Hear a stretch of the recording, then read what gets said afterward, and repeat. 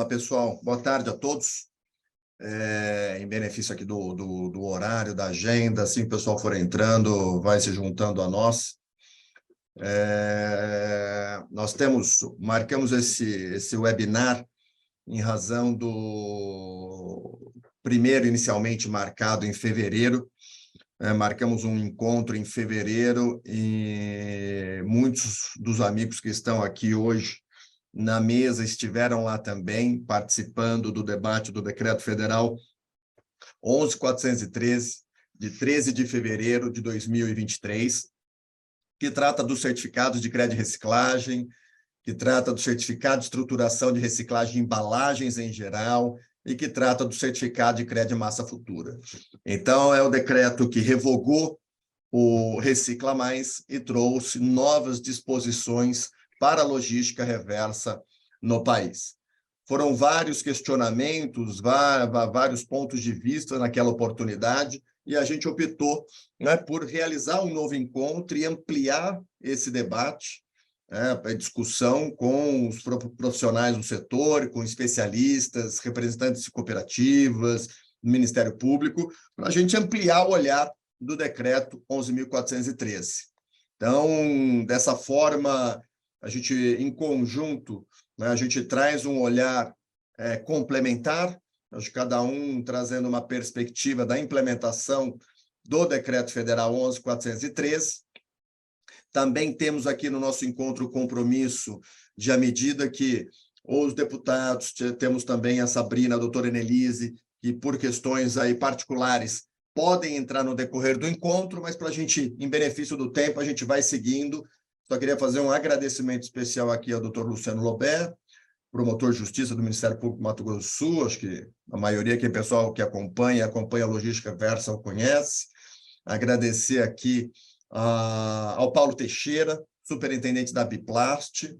Agradecer também ao Flávio Ribeiro, consultor da Central de Custódia, e todos os demais amigos que aqui participam hoje, Johnny Manetti, da Pragma, Rose Hernandes, do Mouse para o Futuro, o Anderson, do Movimento Nacional e da ANCAT, e os demais que aqui participam e acompanham conosco nesse encontro. Então, o intuito, como eu comentei, é revisitar aqui o ponto do decreto de forma bem objetiva, trazendo algumas reflexões.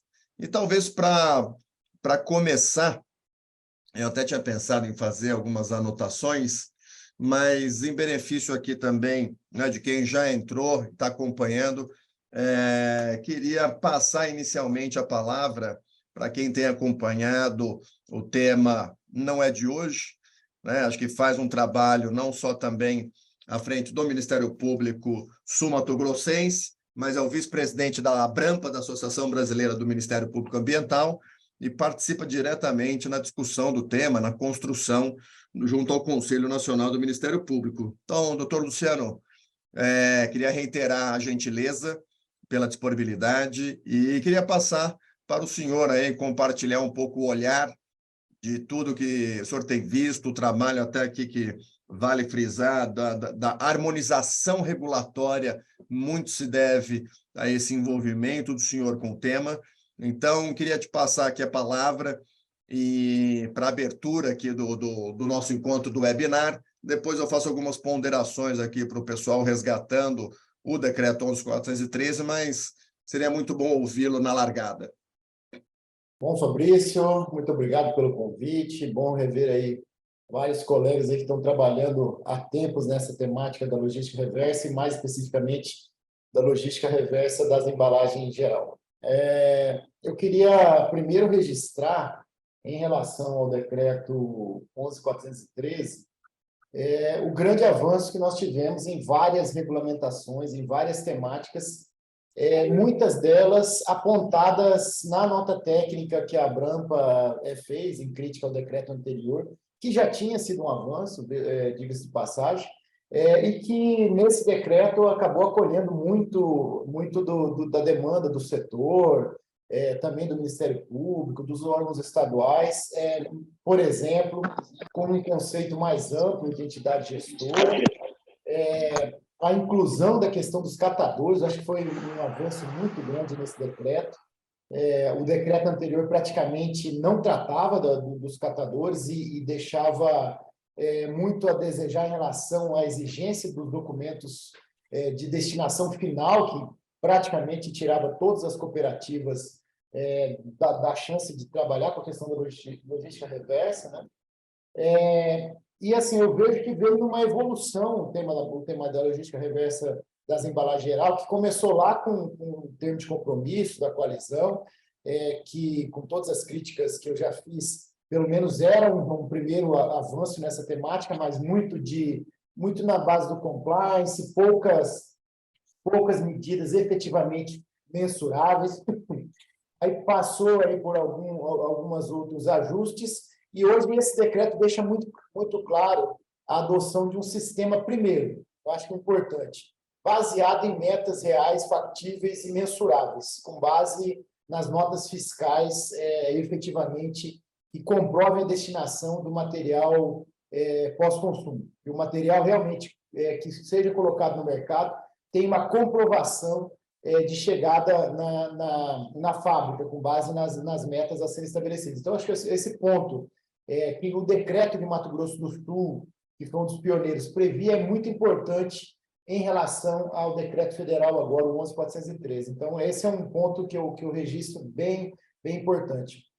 O segundo avanço é que, ao estabelecer ali o certificado estruturante, ao lado do certificado comum e o certificado de meta futura, esse decreto traz aí uma abertura de possibilidades com sistemas que já estavam funcionando.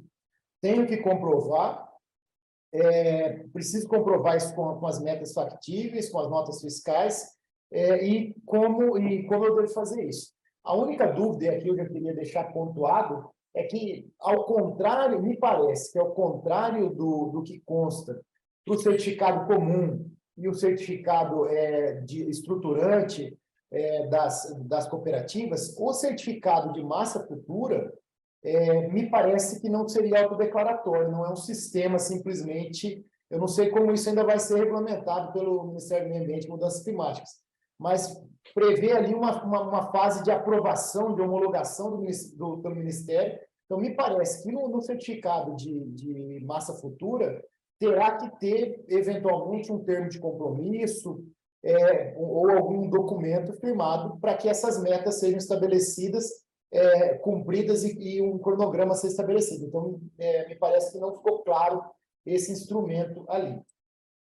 Em relação à temática dos catadores, eu acho que houve um grande avanço de inclusão, especialmente da questão das metas estruturantes, e também acolhendo uma solicitação das cooperativas da questão das metas por material. E aí, uma falha que eu espero que seja suprida numa eventual regulamentação aí pelo Ministério do Meio Ambiente, é que não ficou claro para mim, mas só numa interpretação a contrário senso, e os materiais devem ser colocados por meta de material. Então, papel e papelão, plástico, vidro.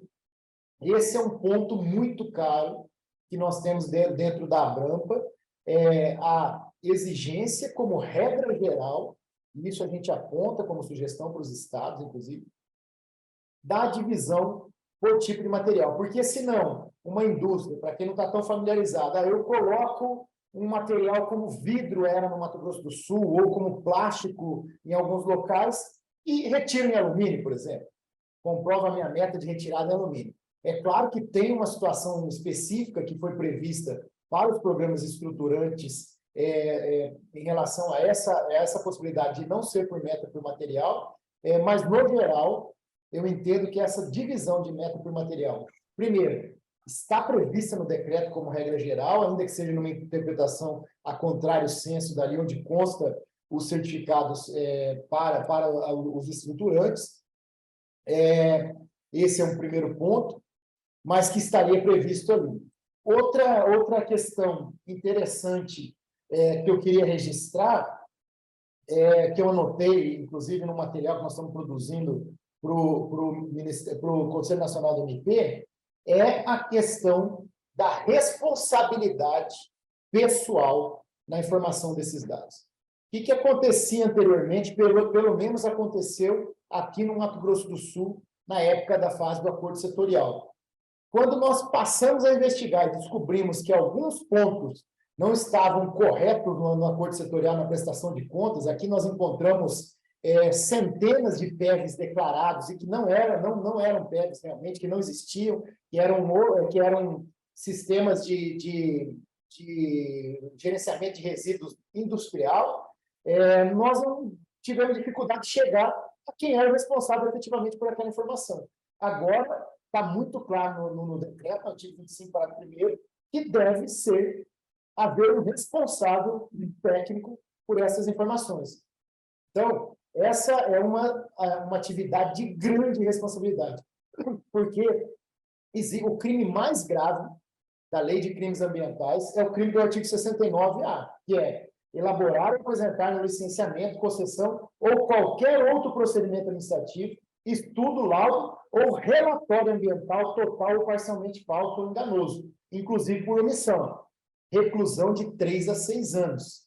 Então, as pessoas que se envolverão nesses sistemas de logística reversa e aquelas que prestarão essas informações como responsável técnico junto aos órgãos ambientais, no caso, ao Ministério do Meio Ambiente, devem ter a consciência da gravidade e da importância, portanto, do compliance dentro de todo esse sistema de logística reversa. E aí, então, entra muita responsabilidade do compliance das indústrias, né? Do setor empresarial, primeiro, eles como os primeiros responsáveis, em segundo lugar, as entidades gestoras naqueles sistemas coletivos, e, em terceiro lugar, o verificador independente. Porque, lá na frente, se encontradas eventuais omissões, falsidades nesses relatórios, além de uma responsabilidade penal da pessoa jurídica, e me parece que envolve no crime tanto a entidade gestora, quanto a indústria, quanto até mesmo o verificador independente, conforme o caso, você tem uma responsabilidade pessoal muito grande. Um outro tema que não me ficou muito claro foi justamente como esse decreto, apesar de ele está claro ali que ele é um dos sistemas de cumprimento da logística reversa, mas não me ficou muito claro como articula esse decreto federal com o decreto, por exemplo, do vidro 11.300 de 2022. O que vai prevalecer como conceito de entidade gestora? Aquele conceito que está lá no decreto do vidro só para o vidro ou é o conceito geral? E as questões de peculiaridades, a questão dos 100 quilômetros, que está lá, tem uma indústria responsável, uma do envasamento, o dono da marca, o outro da fabricação. Me parece que essa harmonização de interpretação entre o decreto federal 11.300 e os termos de compromisso do alumínio e da lata com esse decreto federal é uma tarefa ainda a ser feita ou na regulamentação do Ministério do Meio Ambiente, ou, conforme for, pela doutrina aí que vai se criando, pela prática do dia a dia, pela jurisprudência, não sei como nós vamos conciliar isso. Eu aqui, não como promotor de justiça, mas falando aqui um pouco como professor de direito ambiental, como quem estuda essas matérias, o que me parece é que, em relação aos conceitos gerais, como o conceito de entidade gestora, o conceito que mudou de verificador independente me socorre o nome agora que me... Verificador de resultados. Isso, eu estou falando verificador independente, vice de linguagem antiga.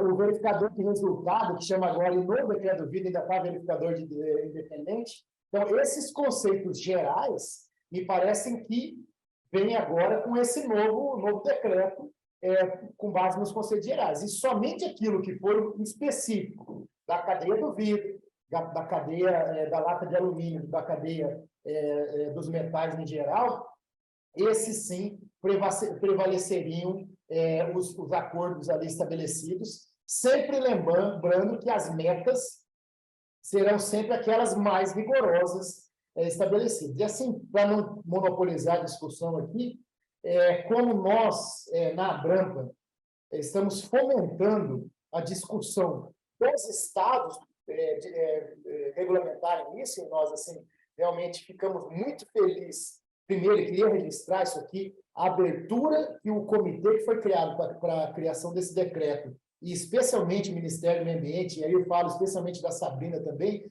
que nos deram a ouvir a Branca e a Comissão de Meio Ambiente do CNMP, e que incorporaram muitos desses conceitos das notas técnicas que nós apresentamos, só que tem que ser reconhecido, né? Mas ainda assim, pelo menos até que haja uma regulamentação pelo Ministério do Meio Ambiente, me parece que ainda sobra espaço para regulamentações estaduais. Por exemplo, a questão de metas mínimas estaduais, a meta por material, né?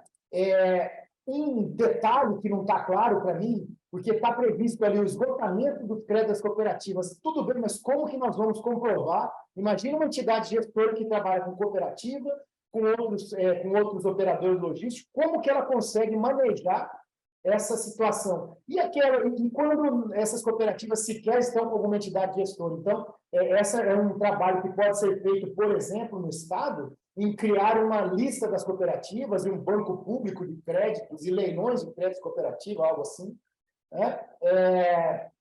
A forma de formalização dos créditos estruturantes pode ser prevista em decreto, por exemplo, vamos prever que no estado tal o programa estruturante deverá assinar um termo de compromisso, apresentar um projeto, a regulamentação disso, né? Outras obrigações, por exemplo, do distribuidor e comerciante, instalar PEV, prestar informações sobre os produtos que comercializam, massa e outras situações. Uma falha muito grande que eu não vi nesse decreto, e nem no decreto do Catador, como conversa a obrigação do grande gerador com o sistema de logística reversa.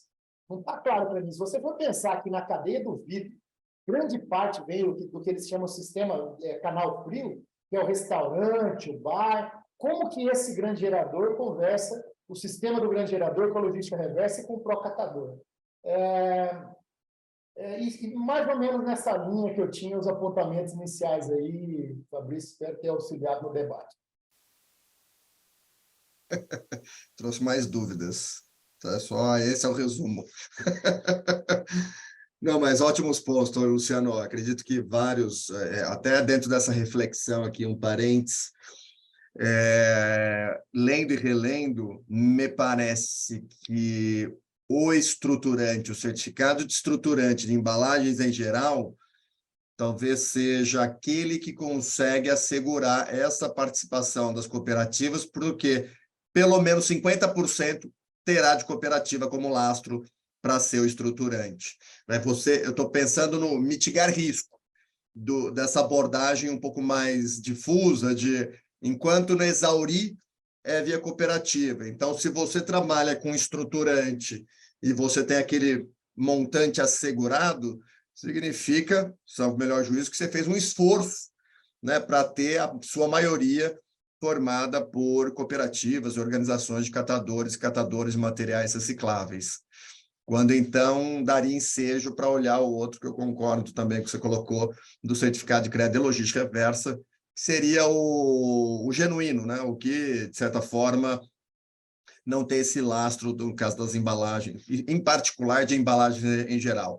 Lembrando que aqui, pessoal, o decreto 11.413, ele não é para embalagens em geral, ele aplica-se a todos os setores, e esse é um ponto crítico, inclusive, que a gente trouxe no primeiro encontro, setores, inclusive, devidamente regulados, como eletroeletrônicos, como o decreto de medicamentos, entre outros, e isso podendo criar uma certa insegurança ou incerteza. Talvez figuras comuns, acho que na linha do que o doutor Luciano colocou. Bom, nós temos um verificador de resultados. Ele mudou de nome, talvez com um outro ponto, mas, de certa forma, ele existia e tem uma roupagem de continuidade. Agora, outras disposições, nós temos um contexto um pouco mais atípico, como, por exemplo, do GAP, o Grupo de Acompanhamento de Performance. Grupos que já existem para medicamentos e eletroeletrônicos, por exemplo, e agora esse decreto, regra geral, excluiu. E tem também o GAP para embalagens de vidro, né? Então, tem um conjunto aqui de peculiaridades de cada um dos setores regulados. Mas, doutor Luciano, muito obrigado por ter trazido aí o seu olhar para os principais pontos, que, sem dúvida alguma, ajudam a clarear aí o tema e mantendo as preocupações, né? Acho que ficou claro aqui o olhar da regulação dos estados, que é crescente, que todo mundo, pelo menos para embalagens, quem está acompanhando nos últimos 3 meses, mais de 5 estados regulamentando. Felizmente, 90% dos decretos, em termos textuais, eles se assemelham, o que traz segurança também jurídica para fins de implementação, né? Evitando aquela problemática que a gente tinha, talvez, aí 1 ano, 2, 3, 4 anos atrás, que eram regulamentos que não haviam qualquer aderência um com o outro. E a empresa que produz, a depender do seu porte, distribui no Brasil, não para o mercado A, B ou C. Então, te agradecendo de novo aqui, já vou passar para o Paulo Teixeira. O Paulo é superintendente da Biplast, Associação Brasileira da Indústria, né, do Plástico. E, Paulo, muito obrigado aí pela sua agenda, pela gentileza. Vai ser um prazer ouvi-lo aqui também, as percepções da indústria do plástico para com aí o decreto 11.413. Obrigado, Fabrício, pelo convite. Boa tarde a todos os amigos da antiga e aos novos amigos. Sempre um pequeno grupo, mas é muito bom. Eu vou tentar trazer algumas coisas mais do setor produtivo, né? Acho que são basicamente, de novo, dúvidas, não, né? Acho que a gente está aqui externalizando angústias e dúvidas para a gente pensar alguma coisa da construção, né? Eu acho que o decreto como um todo, assim, ele tem conceitualmente, ele é muito positivo, esse é o nosso olhar. Eu acho que ele trouxe aí essa questão da contemplação do investimento estruturante, que era uma prática que já existia no mercado, eu acho que isso é importante estar regulamentado. A questão de assumir, né, que precisa ter um prazo para a MTR, eu acho que isso é fundamental também, acho que isso foi importante. Agora, algumas questões, né, dentro das empresas que é um pouco assim, como é que a gente vai operacionalizar isso, Paulo? Essa é a pergunta que a gente tem no dia a dia pelas empresas, embora o setor de plástico, ele não é né, ele tem a obrigação de reciclar, mas não, né, vou passar esse olhar aí, mas a gente tem, tá, se eu quero fazer, se eu tenho um produto que é embalado, como é que eu operacionalizo essa questão dos créditos? Os créditos a gente já sabe um pouco, os créditos, né, de estruturantes, a gente, né, como é que vai fazer, e agora, os créditos futuros, eu acho que isso é importante a gente trazer até os aprendizados do mercado financeiro de operações futuras, né, para ver que é um compliance, uma governança extremamente delicada, né, que você precisa, não é uma coisa que você constrói de um dia para o outro. Tem uma outra questão assim que eu acho que é importante, assim, qual é o papel dos elos dessa cadeia? Porque as cadeias, né, das diferentes cadeias de materiais, você tem vários atores atuando aí, né? E a gente precisa, enfim, começar a construir como é que vai ser o papel de cada um nessa construção dos créditos, até para que a gente tenha o quê? Vamos para o terceiro ponto, que é como é que a gente vai fiscalizar e, sobretudo, penalizar, né? Ou seja, como é que a gente organiza isso e sobretudo, esse olhar de fiscalização, quem está fazendo, quem não está, como está fazendo, né? E para você fiscalizar, você precisa de metas. Né? E acho que foi o Luciano trouxe uma questão das metas, né? Acho que as metas provavelmente devem conversar com as metas do Planares, que não são por materiais, né? As metas do Planares são gerais, né? E regionais, etc. e tal. Então, eu acho que é importante, em algum momento, a gente precisa fazer esse link, porque para você fiscalizar e para você construir projetos, tem que ter meta. Então, acho que é importante esse entendimento aí. Uma outra questão que eu acho que é importante a gente entendimento qual o papel do reciclador e, sobretudo, como é que vai ser essa distribuição dos CDFs, para que a gente evite, embora assim, já tenha algumas leituras do decreto, do que o decreto, né, consiga evitar a duplicidade de massas, mas eu não consigo enxergar isso tão claro, né? Quando eu tenho um agregador de volumes operando, gerando certificado, ou quando eu tenho um reciclador comprando direto de um reciclador, ou um reciclador comprando direto de um agregador de volume.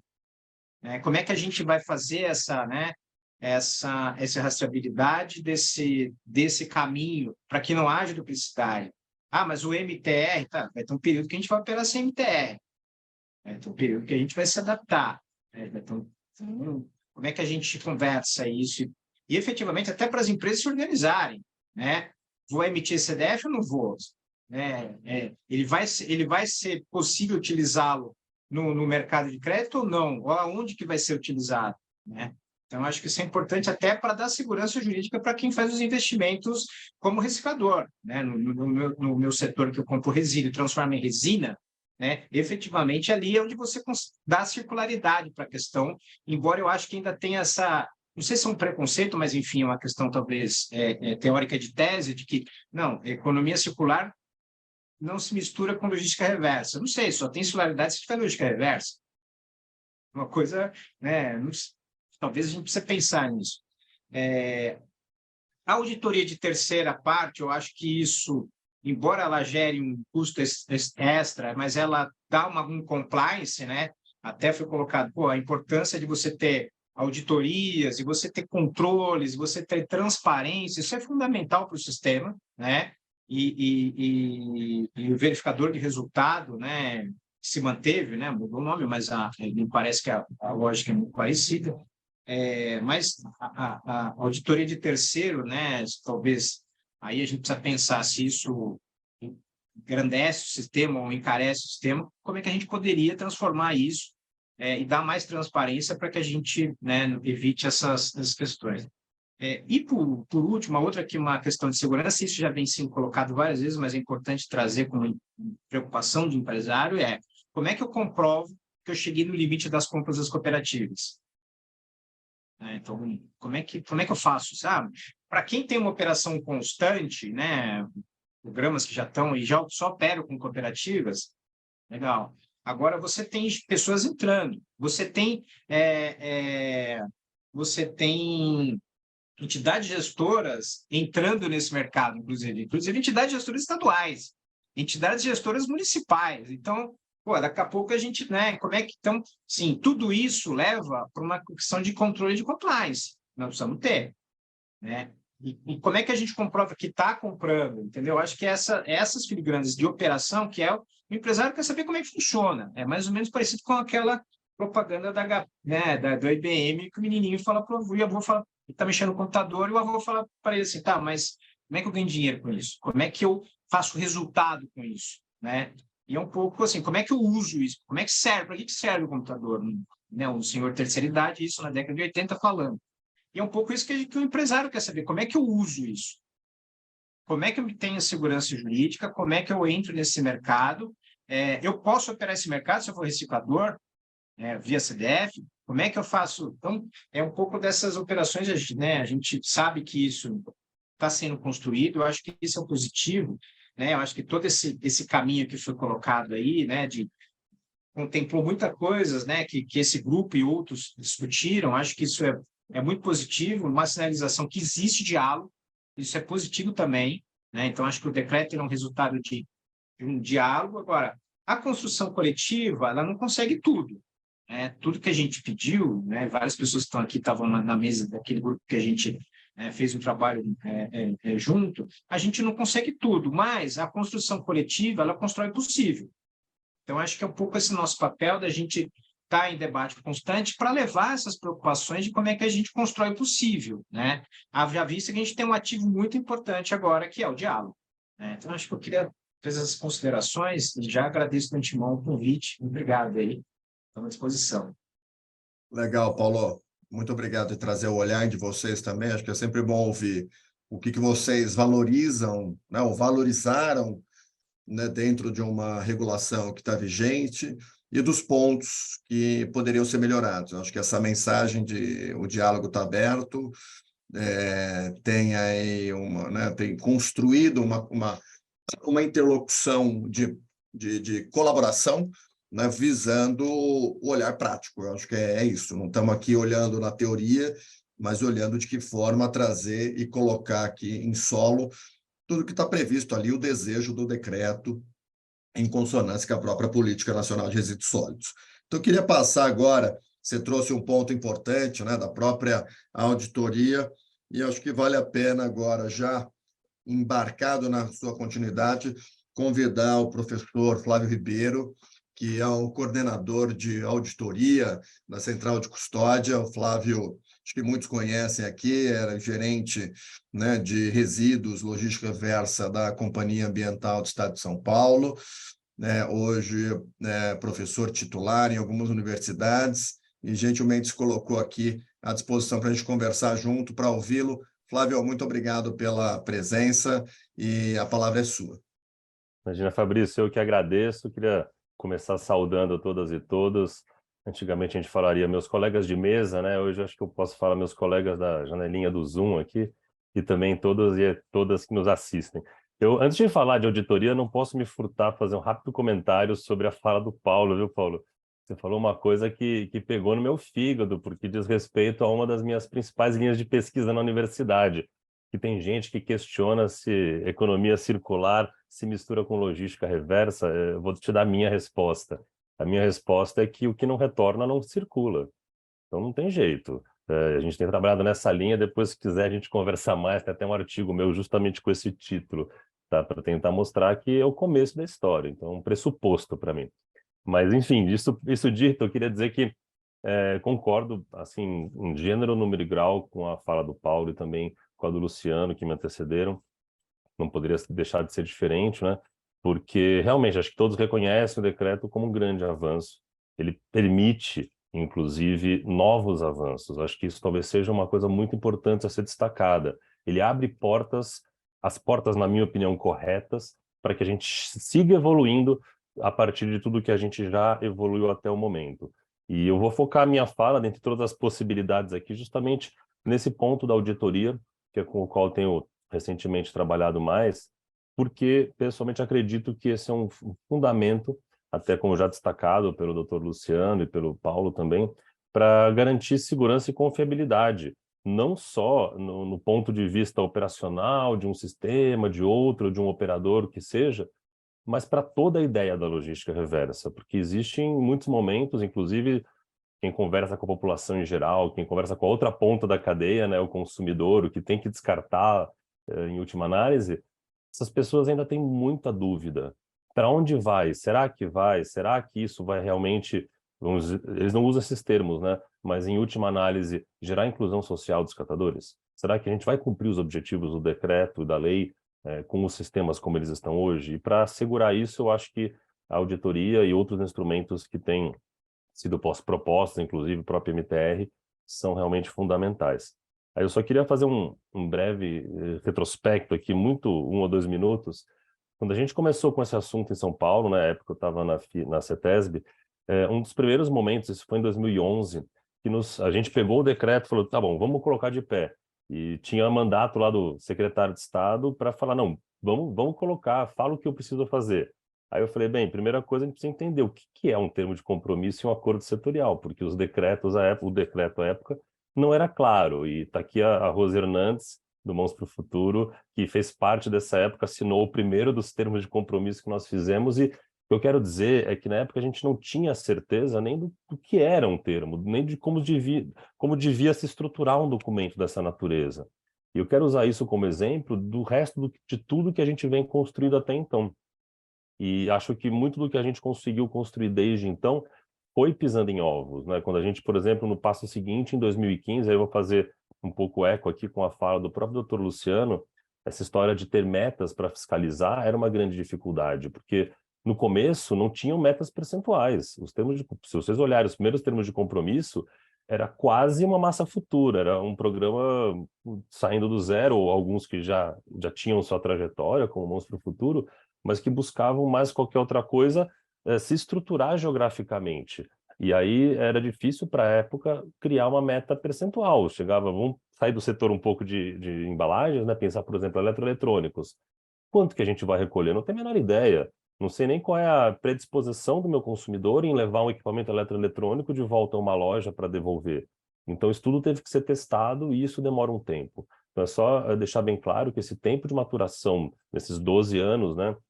Agora quase 13 já da política promulgada, serviram para a gente estruturando. Hoje a gente já tem, em 2015 em São Paulo a gente conseguiu, e depois os outros estados também com termos de compromisso, o governo federal com os acordos setoriais, ter metas percentuais para todo mundo, né? Isso foi muito importante, até porque isso permite a fiscalização e que em 2018 culminou aqui em São Paulo com a colocação disso no grande arcabouço fiscalizatório e de compliance, que é o licenciamento ambiental. Podemos criticar ou não, tem opiniões divergentes, mas o que eu quero colocar é que, de uma forma ou de outra, a criação de mecanismos de controle, de observância, de fiscalização é fundamental para assegurar a confiabilidade.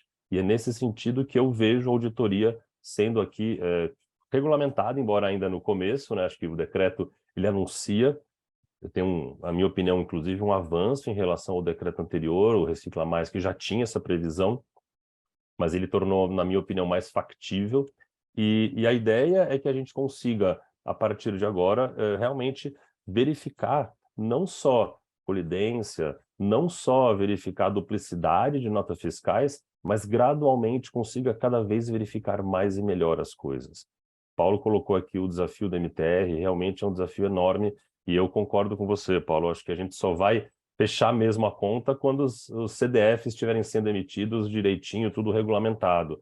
Mas a gente vai ter que trabalhar um bom tempo, né? Talvez aí 24 meses, que mais ou menos é o tempo do decreto, né? Para tudo tá de pé, e até lá teremos que trabalhar com notas fiscais. Então, eu acho que a gente está num momento decisivo, é mais um desses momentos da evolução da logística reversa, onde as coisas têm que ser definidas com algum grau de risco e incerteza, e quem trabalha com sustentabilidade, acho que isso não é novidade, a gente vive trabalhando com incertezas e riscos, né?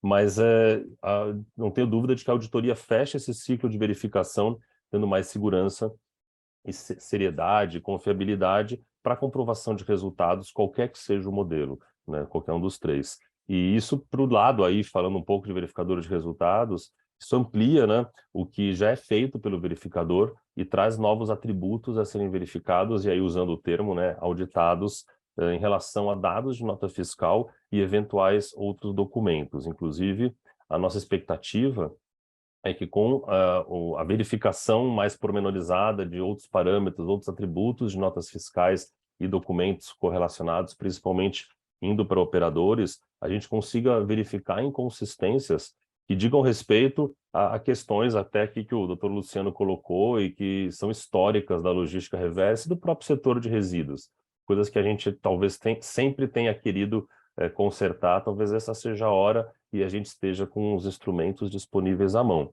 né? E a gente consegue talvez aí começar a verificar algumas não conformidades de operadores via análise documental, e isso eu espero permita que o setor se torne cada vez mais robusto e mais confiável como um todo. E o que eu acho só também importante, do nosso ponto de vista, é colocar aqui uma mensagem até para as entidades gestoras, para que isso não seja um motivo de preocupação a mais, porque eu tenho certeza que aqueles que operam direito conseguirão, sem menor dúvida, serem auditados com sucesso, né? A questão é reconhecer e formalizar esses critérios para trazer todo mundo para o mesmo ponto e dar uma subida de régua de uma forma gradual. Obviamente, a gente vai ter que conversar com muita gente, a gente já tem conversado com algumas pessoas, mas o objetivo acho que é muito mais trazer para uma conformidade aqueles que eventualmente ainda têm essa dificuldade. E para operacionalizar essas auditorias, né, na central de custódia já tem uma equipe sendo criada. A gente acredita que em breve já dê para começar a fazer os primeiros pilotos, já estamos discutindo aí os termos. E queria aqui, antes de mais nada, agradecer o Fernando, que está aqui presente também, pela confiança de me chamar. Espero que a gente consiga aí formar essa equipe robusta para dar resposta não só aos clientes, mas a toda a sociedade, uma vez que a gente está falando aqui de algo que é importante para muito além das entidades gestoras, né? Sejam órgãos de controle estaduais, seja o próprio Ministério do Meio Ambiente, ou principalmente a sociedade civil, em última análise, quem precisa dessa verificação feita. E aí eu destaco um ponto muito importante que foi levantado aqui pelo Dr. Luciano e que já nos chegou na forma de diversas perguntas em outras ocasiões, que é relativa às pessoas, né? Eu acho que é muito importante lembrar que a gente não está falando aqui de ter um software que você aperta um botão e sai um resultado mágico. Eu, paralelo com logística reversa, trabalho com avaliação de ciclo de vida, e é uma área, desde o meu mestrado eu trabalho com isso, e é uma área, para quem conhece, onde proliferam os softwares. E hoje em dia tem empresas de consultoria que fazem avaliações de ciclo de vida, onde o cara aperta um botão, sai um resultado, e parece que aquilo, por ter sido feito com o critério técnico, adquire uma aura de verdade absoluta. E eu acho que não é isso que a gente tem que fazer. A gente tem que ter inteligência por trás, tem que ter gente capacitada para entender o que eventualmente virá das notas fiscais, virá dessas verificações, para que a gente possa interpretar à luz de regras bem estabelecidas para fins de relatório de auditoria e aí verificar o que deve ser feito em cada caso de eventual não conformidade, né? Acho que isso é muito importante e vai ser a chave de um trabalho de qualidade que realmente cumpra o seu papel.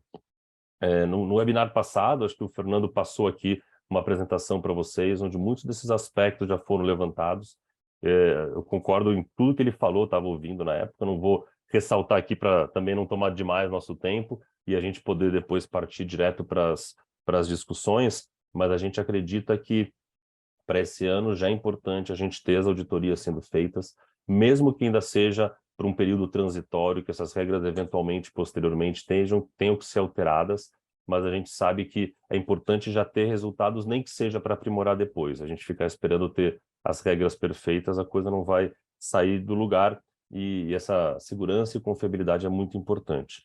Tem só destacar, a Sabrina infelizmente não pôde participar, mas eu queria deixar registrado aqui que, na minha opinião pessoal, como técnico que está pelo menos aí 15 anos trabalhando com resíduos e mais de 12 anos com logística reversa, que o Ministério acertou muito com o decreto, a auditoria mantida lá, inclusive, né? Eu estou falando desse aspecto, mas óbvio que tem outros, mas em relação à auditoria, não só de manter, como deixá-la no formato documental, para que a gente consiga também viabilizá-la de uma forma razoável, para que haja não só uma distribuição de responsabilidades ao longo da cadeia, o doutor Luciano falou muito bem disso, mas também para que a auditoria seja algo factível e possível, para que todos possam cumprir. A gente sabe que o grande objetivo é promover a operação, é ampliar, é estruturar, é incluir socialmente os catadores e catadoras, e é para isso que tem que ir o principal dos recursos dos programas. A gente espera que com a auditoria a gente possa garantir que isso está acontecendo, institucionalizando as verificações, né, muitas que eu acho que alguns programas já realizam, mas fazendo com que a gente tenha exigências comuns a todos, para que de uma forma única o setor de logística reversa como um todo, entidades gestoras, empresas, operadores, possam avançar com segurança e gradualmente a gente possa ter cada vez relatórios melhores que inclusive dê aos órgãos de controle e à sociedade um retorno sobre o que está acontecendo, para que não fique margem de dúvida sobre a seriedade e o compromisso de todo mundo com relação aos objetivos da lei, principalmente. E, de um ponto muito geral, era isso que eu queria colocar, Fabrício, só abrindo aqui o debate para que a gente possa também responder as perguntas da sessão passada e, eventualmente, outras que você julgue pertinente a gente responder hoje. Obrigado e estou aqui à disposição. Excelente, Flávio. Então, acho que até seguindo na linha de quem vai entrando, a gente se envolve. Eu vou resgatar algumas perguntas aqui e vou começar aqui já pela Rose. A Rose, que é diretora da ABPEC, Associação Brasileira de Perfumaria e Cosméticos, e coordenadora do Mãos para o Futuro, o programa implementado em âmbito nacional por 3, 4 setores econômicos, e que no nosso primeiro encontro trouxe um pouco aí do olhar, né, dos programas estruturantes, que é o perfil do Mãos para o Futuro, que trabalha com mais de 50% aí de cooperativas.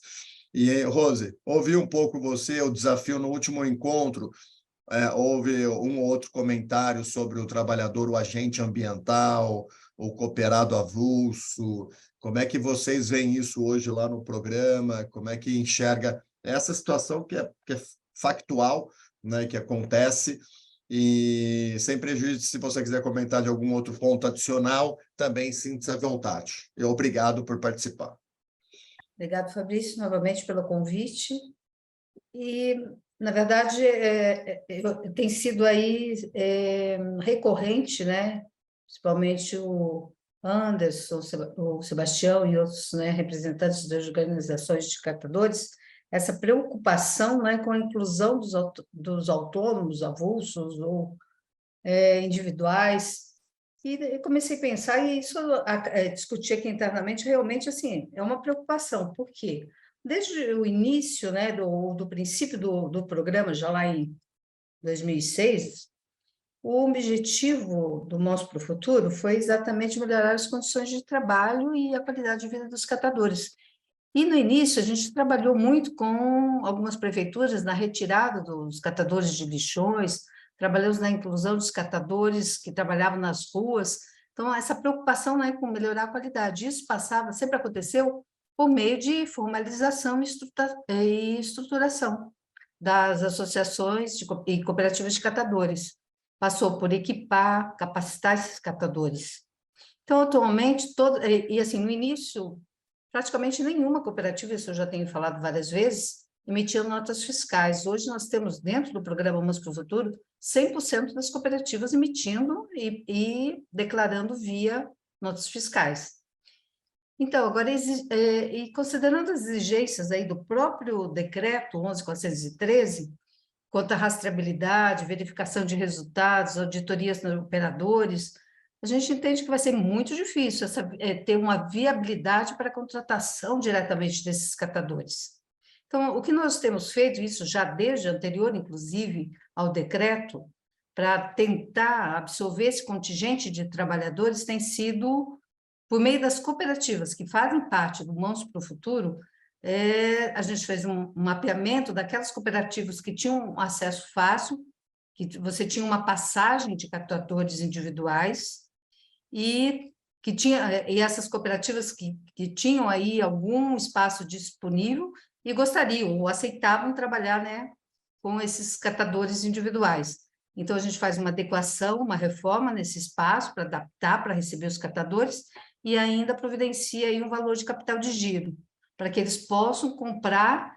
E a intenção é de que essas cooperativas que fazem parte do programa, elas já recebem pela comercialização, elas ampliariam o material que chegaria na cooperativa, pagariam um valor diferenciado, principalmente para plástico, para vidro, e essas cooperativas que já recebem, elas vão receber um valor a mais pela própria comercialização e vão receber, e já recebem também por logística reversa. Então, essas cooperativas, elas têm aí a obrigação de passar um preço mais, né, pagar um preço justo, um melhor preço para esses catadores autônomos. Mas, então, a gente acredita que esse tem que ser um movimento das organizações de catadores junto com as entidades gestoras. Não dá para a gente partir para um trabalho ou uma contratação dos autônomos individualmente. Legal, Rosi. Muito bom, acho que isso expõe de forma pragmática como o programa busca, né, internalizar e trazer como parceiro os catadores e as catadoras autônomas, que é uma realidade no Brasil, e o que você acaba de compartilhar aí, que buscam, sempre que possível, trazer para próximo das instituições, das organizações formais estabelecidas, associações e cooperativas de catadores e catadoras de materiais recicláveis. Então, nesse ponto... A gente está, na realidade, tentando uma formalização, mas via as cooperativas. Então, o pagamento elas recebem da própria cooperativa. A cooperativa internaliza e comercializa, e as notas fiscais seguem seu fluxo normal de auditoria, de verificadores independentes, etc. Maravilha. Acho que, de novo, é uma via operacional, né? De uma maneira que vocês estão dignificando a atuação e buscando, de certa forma, centralizar nas organizações de catadores e catadoras, né? Dando ainda mais protagonismo para as entidades organizadas. E antes de passar aqui para o Anderson e para o Tião, queria ouvir um pouco aqui o Johnny, que na última acabou ficando para o final. Johnny, queria ouvir um pouco a sua percepção, olhando que você, como o CEO da Pragma, do programa Recupera, atua com cooperativa e atua também com privado, como é que você olhou o decreto, como você enxerga o decreto e as suas contribuições aí para fins de implementação da logística, naturalmente aqui olhando de embalagens, como é que você tem visto a sua perspectiva? Gostaria de ouvi-lo um pouco. Se tiver algum ponto aqui das perguntas, eu compartilho com você também durante a sua fala.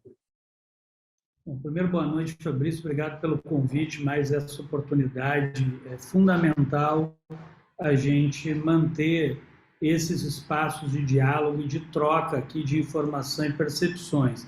cumprimentar também todos os outros colegas que estão aqui conosco no evento. Eu acho assim, Fabrício, alguns pontos aqui, agora nós já temos aí mais de um mês, né, da publicação do decreto, a gente vai digerindo as coisas, né? Acho que aqui nessa bancada, vamos chamar assim, essa bancada virtual, não tem nenhum iniciante aqui no tema, né? Acho que quem tem menos tempo de conversa aqui deve ter uns 10, 15 anos na estrada falando de logística reversa, resíduos, catadores. No meu caso, já se vão um pouco mais de 25 anos nessa discussão.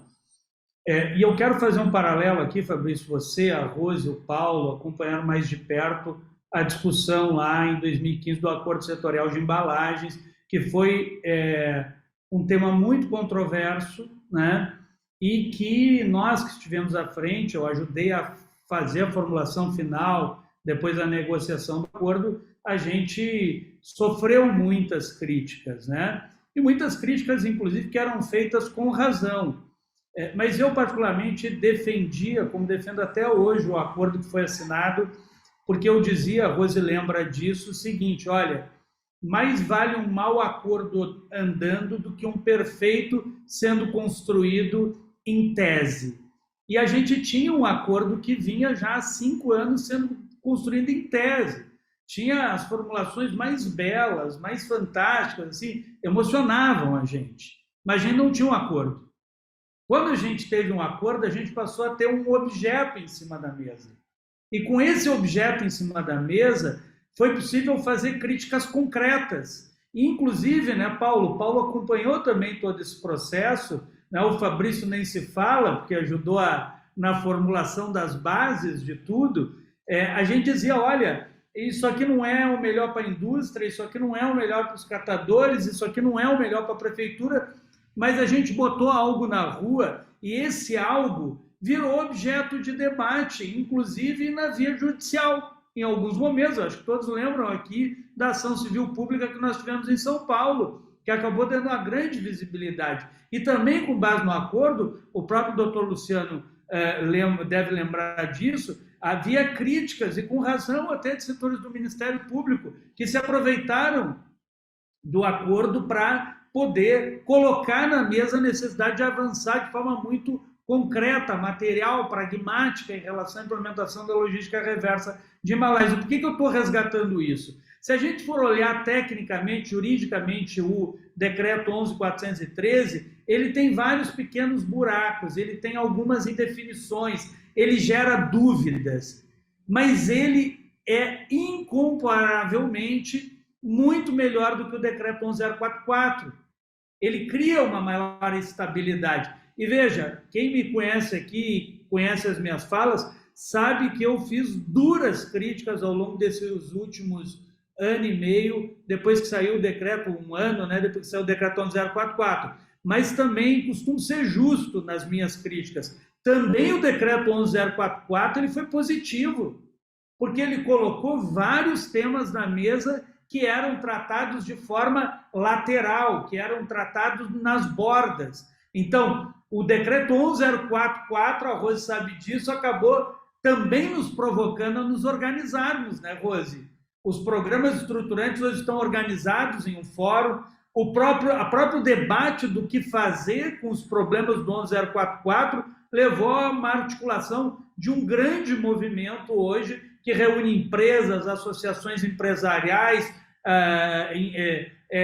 fóruns de prefeituras, entidades gestoras, catadores, e que está caminhando aí, a Rose, o Paulo, está acompanhando, o Fernando, sabe disso, nós estamos caminhando para construir uma grande aliança pela gestão, recuperação e reciclagem de resíduos no Brasil. E eu queria usar isso como exemplo, Fabrício, porque mais do que entrar aqui no tecnicismo do decreto, eu acho que é um ponto que o doutor Loubert trouxe aqui, que o Paulo trouxe, e que é fundamental e que está nos motivando a construir essa grande aliança. A possibilidade do diálogo voltou para a mesa.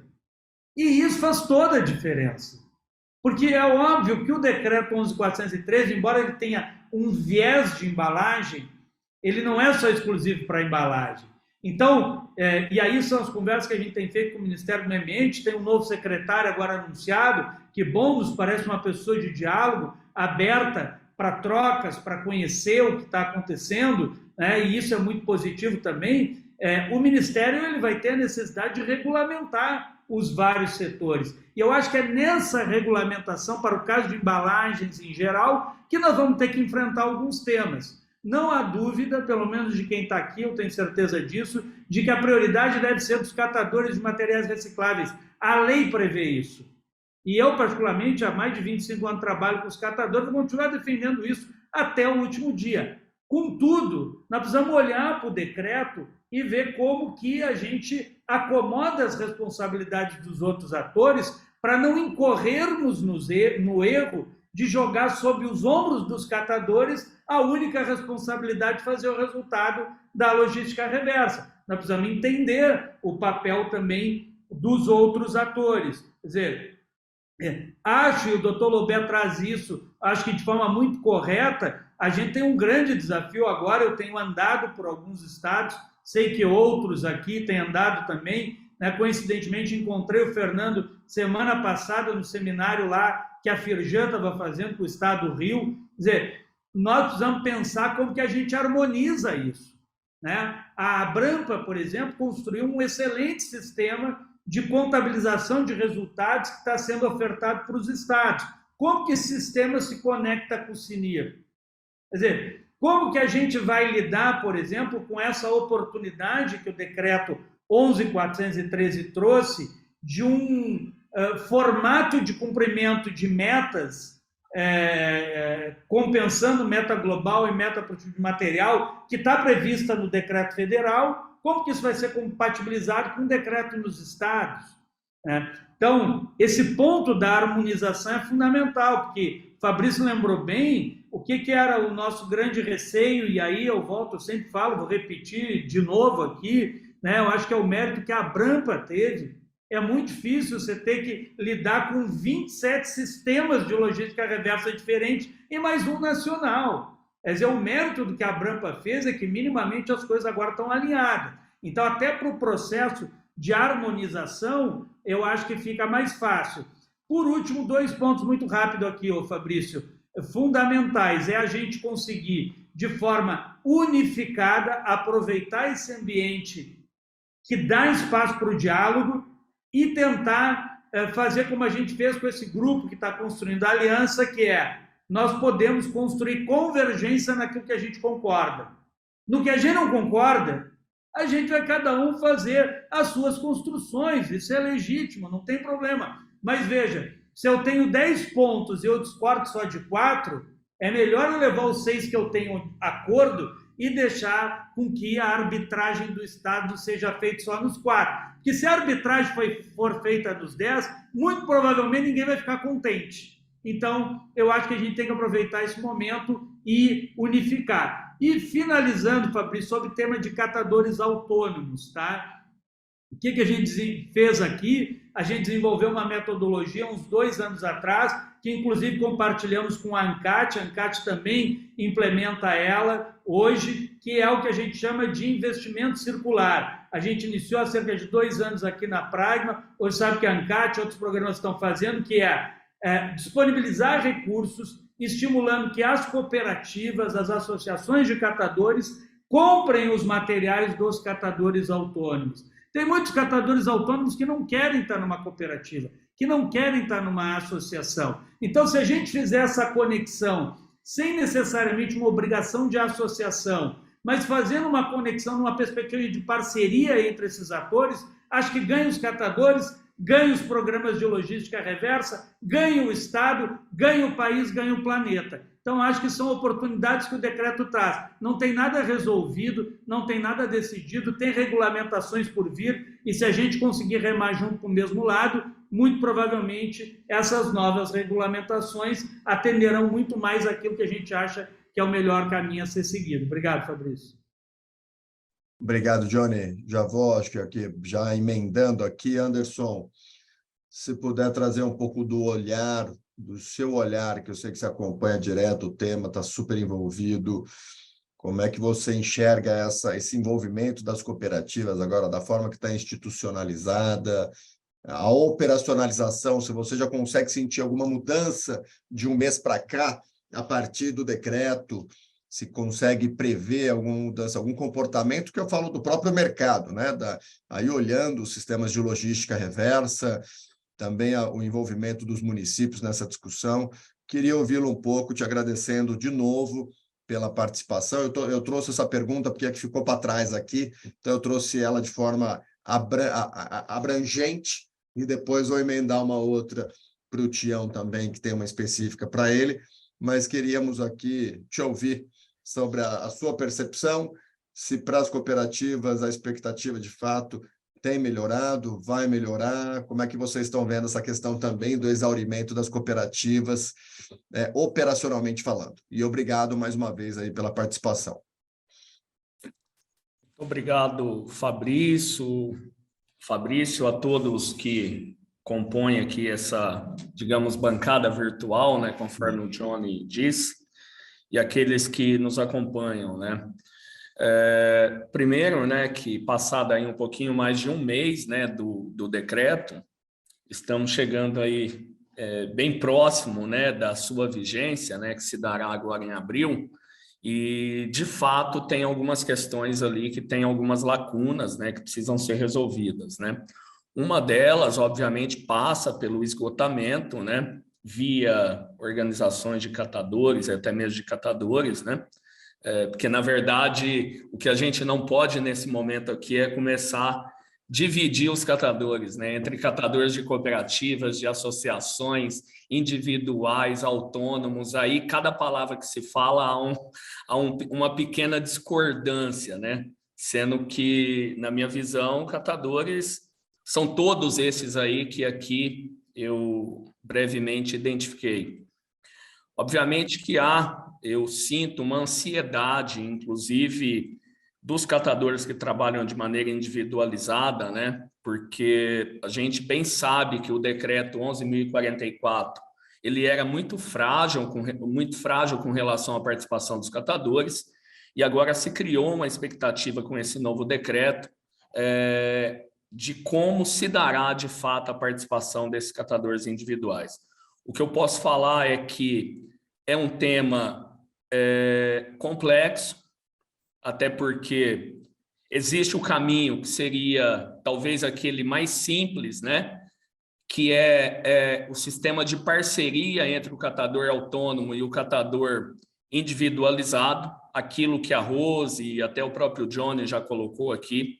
Eu, enquanto sócio fundador de uma cooperativa de catadores, que comecei lá no antigo lixão, depois passei para a catação na rua, até a formalização da cooperativa, o que eu posso te dizer é que a cooperativa aqui, juntamente com a ANCAT, já está criando vários mecanismos para apresentar para esses catadores aqui do município. Um deles vai até além do pagamento da logística reversa. A gente está tentando criar também um mecanismo de pagamento de serviços, né, para esses catadores, e a gente fez um cálculo aqui demonstrando para um catador que já trabalha em parceria com a cooperativa, e chegamos numa adicionalidade de renda para ele de cerca de 48%, e isso oriundo daquilo que ele entrega para a cooperativa e receberia no âmbito da logística reversa, e também o que ele entrega para a cooperativa, como a cooperativa tem um contrato de prestação de serviço com o município, ele também seria remunerado por esse serviço.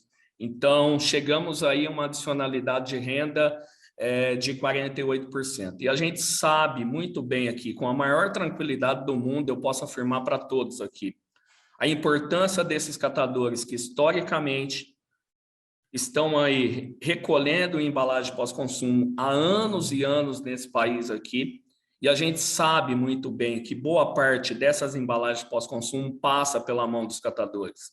Quando a gente fala ali que 90% dessas embalagens passa pela mão dos catadores, a pergunta que se faz é: 90% também passa pela logística reversa e se torna adicionalidade de renda para essas pessoas?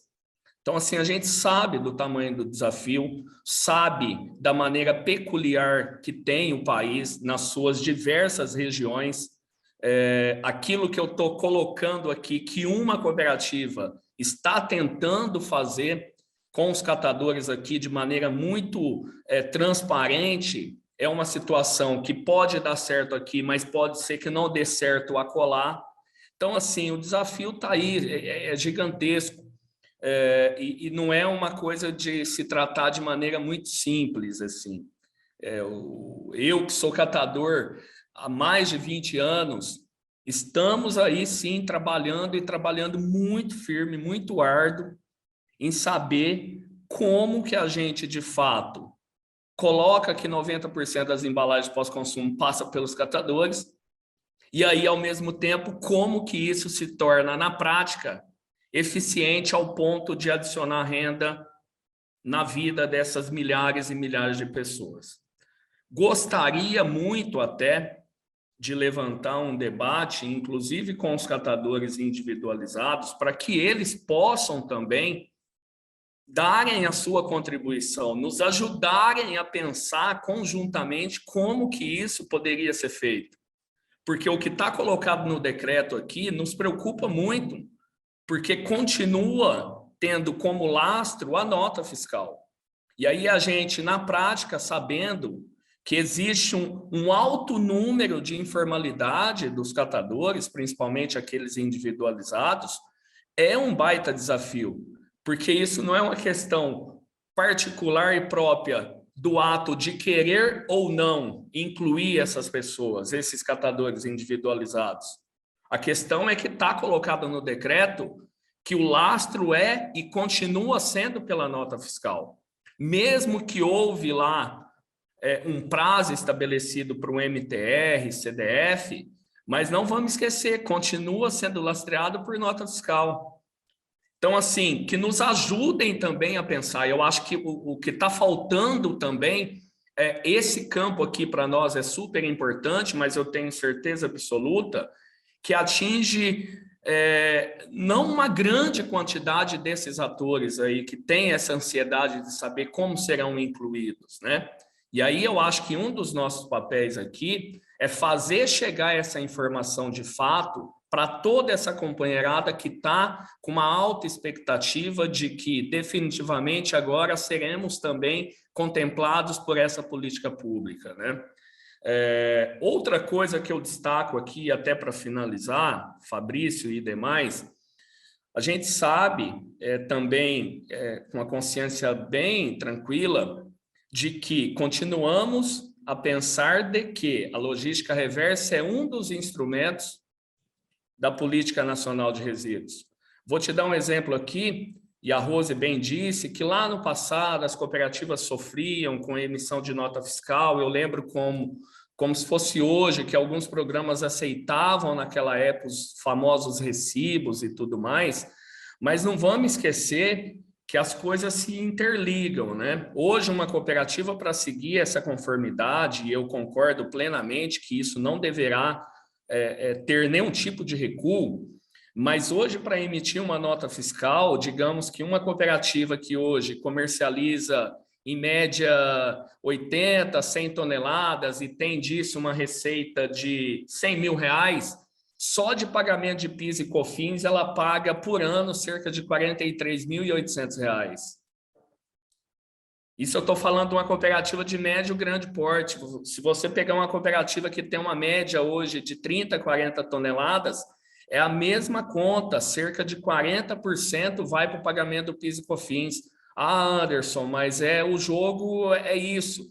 Não é isso, mas para quem está dentro da cooperativa sabe muito bem o que eu estou dizendo aqui. E aí, muitas vezes, a cooperativa que hoje pensa em logística reversa, nós não estamos falando de outra coisa a não ser recuperação de massa. E muitas vezes, para a cooperativa obter um bom resultado, até mesmo no âmbito da logística reversa, a cooperativa precisa ter um arcabouço ali que não só deriva da coleta e venda dos materiais recicláveis. Também é uma discussão do famoso pagamento, que deveria ser regra e não exceção, do pagamento de serviço prestado pelos catadores. aí sim a cooperativa poderia dizer que ela não está sobrevivendo, e sim vivendo daquilo que ela já faz há dezenas e dezenas de anos. Então, é bom levar isso para a companheirada, porque senão dá-se a entender de que a logística reversa será um instrumento que definitivamente agora vai salvar a vida dos catadores. Não salvará aqueles catadores que estão nas cooperativas, que continuam com seus grandes gargalos. Quem dirá salvar a vida daqueles autônomos individualizados, informalizados, que aí sim, definitivamente, talvez dentro desse decreto aqui, é um dos maiores desafios em pegar essa classe trabalhadora que recupera a embalagem pós-consumo há dezenas de anos e colocar dentro, definitivamente, desse decreto. O desafio está colocado e a gente está enfrentando esse desafio com muita responsabilidade, serenidade. Como o Johnny disse aqui, eu acho que uma das coisas mais importantes é que voltou o diálogo. E o diálogo não é só entre nós aqui, é entre todos aqueles que querem fazer com que o sistema de logística reversa, de coleta, recuperação de embalagens aí, seja satisfatório num país tão grande e tão complexo como é o Brasil, Fabrício. Maravilha, Anderson. Sempre pontual, direto, eu agradeço e cumprimento vocês aí pelo trabalho que vem fazendo, tanto o movimento como a ANCAT. E já estendo o agradecimento aqui ao Tião, do movimento Eu Sou Catador. O Tião também é outra liderança dentro dessa agenda de catadores e catadoras de materiais recicláveis. E, Tião, e da última conversa, ficaram algumas ponderações abertas aqui. Qual o seu olhar para esse decreto? Como é que você espera que vai mudar? Qual a sua perspectiva? E parabéns pela chegada. Não sei se é filho ou filha recentemente. Parabéns aí, É filho. pai fresco. Obrigado, Tião. Adorei o termo pai fresco. É um menino, é o Samuel. Dá para ver a felicidade estampada no rosto. Mais um palmeirense aí. Seja bem-vindo. É palmeirense, não é botafoguense. Olha, eu estou com verde aqui. Mas vamos lá, cara. Esse eu vejo com boa expectativa. Eu acho que a questão eu tenho que ser sincero, eu sempre trato muito bem diretamente as coisas. Eu acho que o acordo setorial foi super importante, como o Johnny disse, até mesmo para ser motivo de crítica. E eu faço uma crítica aqui, acho que o acordo setorial, por mais que ele tenha sido um mecanismo que impulsionou aquilo que estamos discutindo agora, que é a questão do novo decreto, né? Eu acho que por mais que a gente não tenha feito o melhor dos melhores, mas a gente tinha pelo menos um mau acordo para criticar, para que surgissem melhores acordos. E eu acho que esse acordo ele vem melhorando, e eu acho que também ele tende a melhorar daqui para frente. Eu vejo a questão dos certificados de crédito de massa futura, como que esse certificado pode garantir algo que eu vou trazer aqui para reflexão. Eu não tenho uma resposta, mas assim como o doutor Lobé, eu acho que eu vou trazer umas questões de reflexão. O governo, essa semana, ele está promovendo uma conversa com as mulheres catadoras de materiais recicláveis. Então, o MESC foi convidado justamente porque o MESC é um movimento que vem trabalhando a questão dos 95% dos catadores que não estão organizados de forma alguma, que é a grande maioria dos catadores. E aí, ela pediu para que a gente fizesse algo diversificado e convidasse pessoas de vários estados. Vocês já tiveram a oportunidade de conhecê-la, que é a Lindaci, que é uma catadora de cooperativa de Abreu e Lima, e eu, como conheço muito bem a Lindaci, falei, Lindaci, eu sei que você tem uma boa abrangência de conhecimento aí de cooperativa, mas também de lixão. Eu queria que você convidasse, que o governo pediu, uma catadora de lixão. E ela foi pegar e ligou para Quero que vocês sigam o meu raciocínio, tá? E ela ligou para alguém que trabalhava no lixão, olha a palavra, trabalhava no lixão, até semana passada, e o que ela me trouxe foi o seguinte: olha, fulana, ela pode até entrar como catadora de rua, mas não mais como catadora de lixão, porque o lixão foi fechado. A minha maior preocupação continua sendo a mesma. Como que esse novo decreto, juntamente com o decreto pró-catador, vão se conversar para garantir a inclusão daqueles que estão excluídos. O acordo setorial ele trouxe a discussão e trouxe a reflexão daquilo que poderia melhorar, mas me desculpa, o acordo setorial ele criou programas estruturantes, mas nem para todas as cooperativas e nem para todas as associações. A gente não pode ter primo pobre, primo rico, onde aqueles que já eram pobres ou paupérrimos. Entendeu? Para quem vai essa infraestrutura? Por exemplo, de novo, o raciocínio que eu fiz aqui, o certificado de créditos de massa futura, eles vão servir para a retirada desses catadores ou para aqueles catadores que já se retiraram do lixão, têm a sua inclusão social e econômica garantida, que está aqui no decreto. Eu estou com o decreto aqui. Eu estou lendo esse decreto há semanas, virado em cima do decreto do Procatador. Aonde que esses decretos vão conversar para garantir que 95% dos catadores que não estão incluídos em cooperativa e em associações, e aquelas cooperativas e associações, como bem disse antes aqui, que não conseguem emitir nota, que não conseguem estar no crédito logística reversa, devido à questão de CONFIS, ICMS, etc., etc., como que isso garante? Eu ainda não tenho essa resposta. Porém, dizer que até onde eu li, que o decreto é ruim, eu não posso dizer, como o Johnny falou, ele é muito bom do que os últimos outros decretos, do que os últimos da Conselho Setorial e do decreto Recicla Mais. Agora, eu ainda não consigo enxergar como que esse decreto coloca, no mínimo, em pé de igualdade, não só as cooperativas e associações existentes, que não têm e não detêm a mesma infraestrutura que algumas cooperativas, principalmente aquelas cooperativas que foram beneficiadas e muito bem beneficiadas pelo acordo setorial.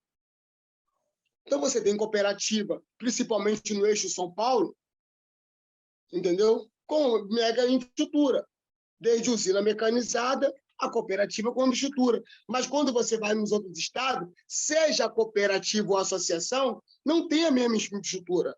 Então, esse decreto ele tem que trazer, pelo menos, para dentro, não só as cooperativas, de novo, não só as cooperativas e associações. Hoje a gente tem organizado em cooperativa e associação cerca de 5% dos catadores.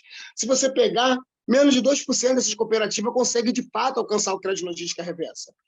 Melhorou? Melhorou, mas eu ainda não enxergo como o decreto de logística reversa, juntamente com o decreto Procatador, vai garantir aquela mulher que a Linda Cia entrou em contato, que antes estava no lixão e agora está na rua, que ela saia dessas condições. É preciso que o decreto seja inclusor e não excluir, de novo, aqueles que historicamente estavam excluídos. E é por isso que o MESC vai bater nessa tecla. 95% daqueles catadores que o MESC vem trabalhando, discutindo, são catadores de rua, catadores de lixão e catadores de cooperativa. Mas a grande maioria são catadores de ruas e lixões. Eu ainda preciso entender como esse certificado, por exemplo, de massa futura, ele pode hoje garantir X número de cooperativa, pensando que essas cooperativas vão incluir os catadores de lixões e de rua, e essa massa futura poder beneficiar as entidades gestoras? É preciso pensar nisso, porque senão a gente vai criar, no meio daqueles que já eram, de novo, pobres e excluídos, os primos pobres e os primos ricos. E a grande maioria ainda continua sendo primo pobre. E acho que não pode ser isso. O decreto não pode beneficiar somente um grupo de cooperativas ou somente aqueles que estão organizados em cooperativa e associação. Os dois decretos trazem, por várias vezes, os catadores de ruas e lixões, os catadores que estão organizados em outras formas de organização que não são cooperativas e associações. Porque a gente, como eu falei, tende a pensar cada dia mais naquilo que pode melhorar. Porém, eu tenho me debruçado no decreto, eu acho que o certificado de crédito de massa futura pode ser um caminho de melhoria das cooperativas que não foram beneficiadas dentro da acordo setorial e que continuam sendo primo pobre, e incluir os primos paupérrimos. É isso. Valeu, Tião. Acho que traz um olhar complementar aí também no olhar das cooperativas, num cenário mais desafiador, que é o do lixão. né, que é o que ainda atende aí milhares de municípios no Brasil, 2.500 aproximadamente, então um olhar crítico também. E acredito aqui algumas perguntas complementares, mas eu queria só colocar aqui, ver se o Fernando quer trazer alguma consideração complementar, enquanto central de custódia que esteve presente no último, senão eu vou encaminhando aqui para o fechamento, porque nós combinamos de encerrar no horário, pessoal, até porque se deixar nós vamos até na Sendal, outra vez nós vamos até às 8 e certamente iríamos de novo. Então eu estou aqui mais rigoroso para que a gente possa ter, novamente, teremos outras oportunidades, mas queria deixar aberto aqui, especialmente porque esse time aqui, essa galera participou do primeiro encontro, e é sempre um privilégio tê-los aqui, ouvi-los. Então, a quem está acompanhando aqui, agradeço, mas, por fim, aqui, ver se o Fernando quer trazer algo complementar, e aí eu vou passar para o doutor Luciano fechar. Boa tarde a todos. Não, Fabrício, acho que pode passar para o doutor Luciano fechar. Acredito que o debate hoje foi avançamos um pouco mais, eu acho que temos coisas novas. O Flávio já está dirigindo aí a área de auditoria da Central de Custódia, trouxe os pontos que a gente queria passar a mensagem hoje.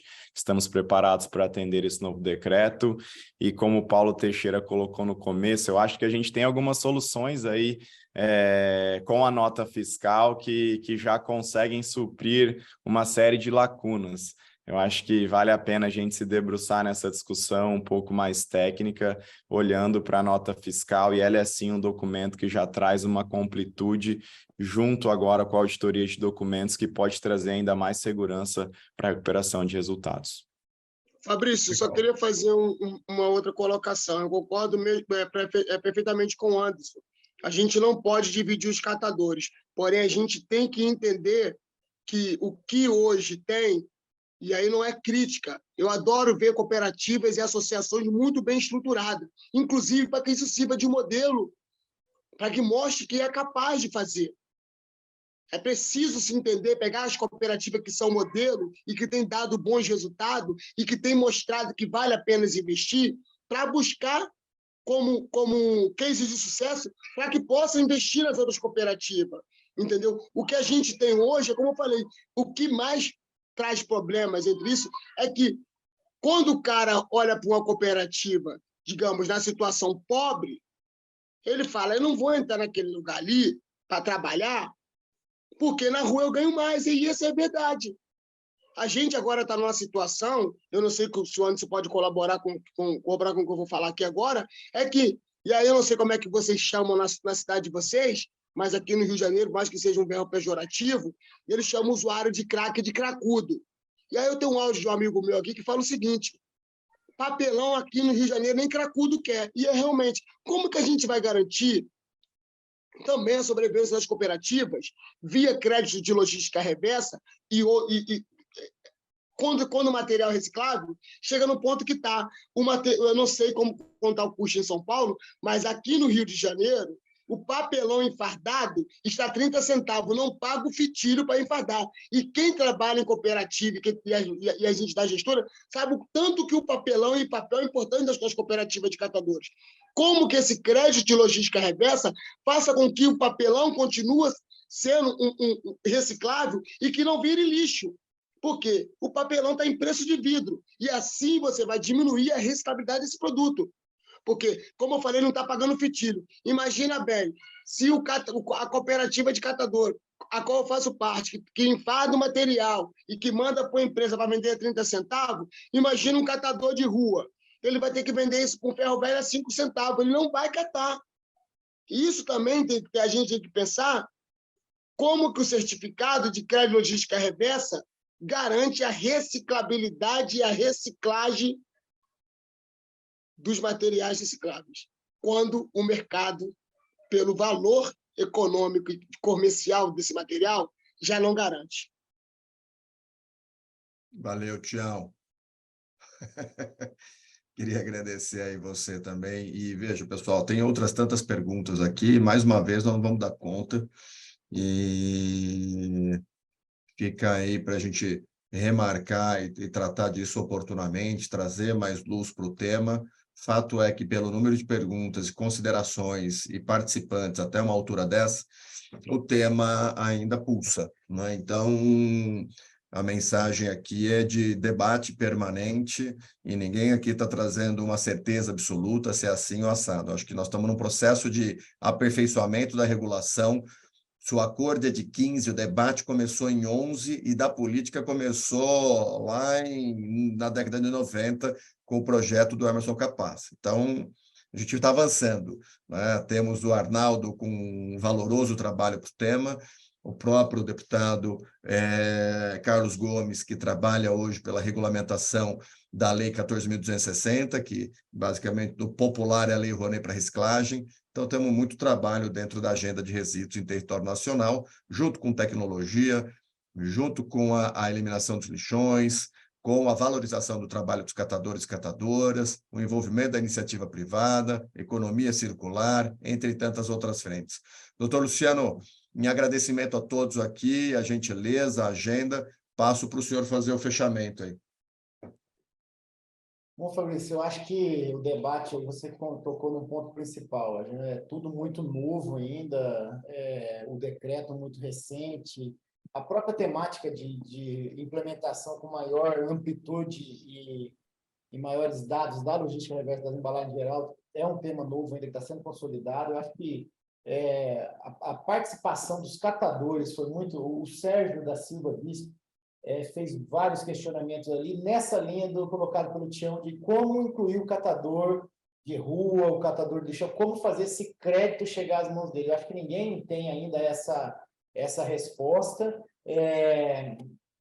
Já ouvi falar de algumas iniciativas de aplicativos, acho que o Tião mesmo teve situações que ele já me narrou disso lá, algumas iniciativas, quem sabe com o desenvolvimento de tecnologia, de alguma forma fazer isso chegar na ponta. E o Anderson colocou muito bem que a logística reversa não é tábua de salvação para os catadores, é um dos elementos, um ativo a mais que os catadores, e aí em especial os catadores organizados em cooperativa, eu vejo muito difícil que isso consiga ser na base da informalidade total, chegar nas mãos dos catadores de rua. Acho que você falar de um empreendedor individual, algo assim, mas é muito difícil que você chegue naquele catador absolutamente informal, seria um desafio muito grande.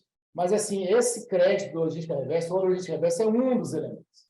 Escapa aí um elemento muito importante para as organizações dos catadores e a obrigação que o poder público tem pelo pagamento dos serviços prestados, que é negligenciada na maioria dos casos.